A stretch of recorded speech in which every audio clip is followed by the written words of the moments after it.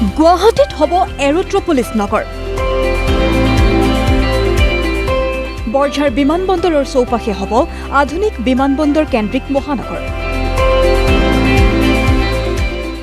বিশ্বমানৰ নগৰখন গঢ়াৰ বাবে আৰম্ভ হৈছে ভূমি অধিগ্ৰহণ। বাজেটত বৰ্তমান আবণ্টন দিয়া হৈছে 2100 কোটি টকা। গুৱাহাটীৰ সম্প্ৰসাৰণৰ বাবে বিশেষ পদক্ষেপ। ইতিমধ্যে উত্থাপন কৰা হৈছে Guwahati satellite city development authority bill. গুৱাহাটীৰ পাৰ্শ্বৱৰ্তী এলেকাক পৰিকল্পিতভাৱে গঢ় দিয়াৰ কাম কৰিব প্ৰাধিকৰণে। মহানগৰৰ মূল স্থানসমূহত জনসংখ্যাৰ বোজা কম কৰাৰ লক্ষ্যৰে আন্তঃগাঁথনি উন্নয়ন কৰা হ'ব কাষৰীয়া অঞ্চলৰ। অচিৰেই আৰম্ভ হ'ব পাৰে মেট্ৰ' ৰেল সেৱা।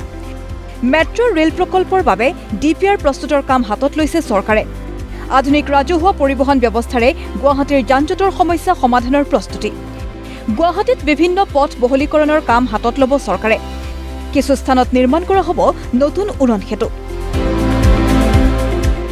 6 লেন বা 4 লেনলৈ পথসমূহ উন্নতৰ পৰিকল্পনা। গুৱাহাটীৰ ৰিং ৰোডৰ অভিলাষী প্ৰকল্পক লৈ ব্যাপক প্ৰস্তুতি। মহানগৰৰ ভিতৰত প্ৰৱেশ নকৰাকৈ গধুৰ আৰু বহিৰাজ্যৰ বাহন পাৰ হৈ যাব পৰাকৈ নিৰ্মাণ হ'ব ৰিং ৰোড।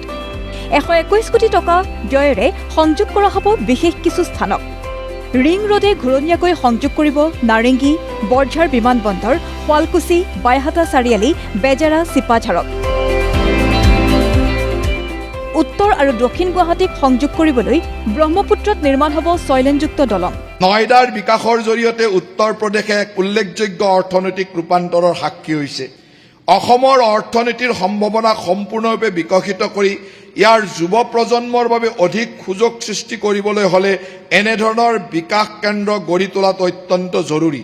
সেই লক্ষ্যৰে মই লোকপ্ৰিয় গোপীনাথ বৰদলৈ আন্তঃৰাষ্ট্ৰীয় বিমানবন্দৰক কেন্দ্ৰবিন্দু হিচাপে লৈ ইয়াৰ চৌপাশে এৰোট্ৰপলিছ গঢ়ি তোলাৰ প্ৰস্তাৱ আগবঢ়াইছো। বিমানবন্দৰৰ ওচৰত ব্ৰহ্মপুত্ৰৰ ওপৰত নিৰ্মাণ নতুন দলংখনে এই নগৰ উন্নয়নক অধিক গতি প্ৰদান কৰিব। এই প্ৰকল্পটো অসম চৰকাৰৰ এক বিশেষ উদ্দেশ্যবাহী সংস্থা গুৱাহাটী উপগ্ৰহীয় চহৰ উন্নয়ন প্ৰাধিকৰণৰ জৰিয়তে ৰূপায়ণ কৰা হ'ব। কৃত্ৰিম বান ৰোধ কৰিবৰ বাবে চলিব মিছন ভৰলু। ভৰলুৰ পানীৰ বহন ক্ষমতা বৃদ্ধি আৰু সৌন্দৰ্য বৰ্ধনৰ কাম চলিব। গুৱাহাটীৰ মাজেৰে আৰু কাষেৰে বৈ যোৱা নৈৰ মথাউৰি পুনৰ নিৰ্মাণ কৰা হ'ব।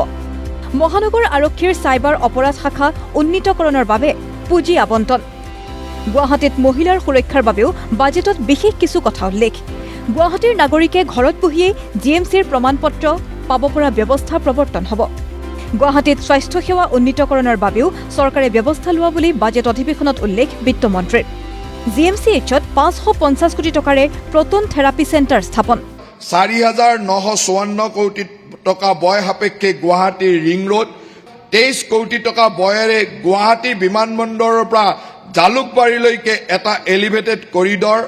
ভৱিষ্যতমুখী প্ৰকল্প হিচাপে ভাৰত চৰকাৰে বৰাপানী গুৱাহাটী আৰু গুৱাহাটী শিলিগুৰিৰ প্ৰৱেশ নিয়ন্ত্ৰিত কৰিডৰৰ বাবে পথৰেখা নিৰ্ধাৰণ আৰু প্ৰকল্প প্ৰস্তুতিৰ কাম আগুৱাই নিব। গুৱাহাটীত এক এয়াৰ কাৰ্গো সুবিধাকে ধৰি ৰপ্তানি সম্পৰ্কীয় লজিষ্টিক ব্যৱস্থাটোক অধিক শক্তিশালী কৰিম। ব্যুৰো ৰিপৰ্ট, প্ৰতিদিন টাইম।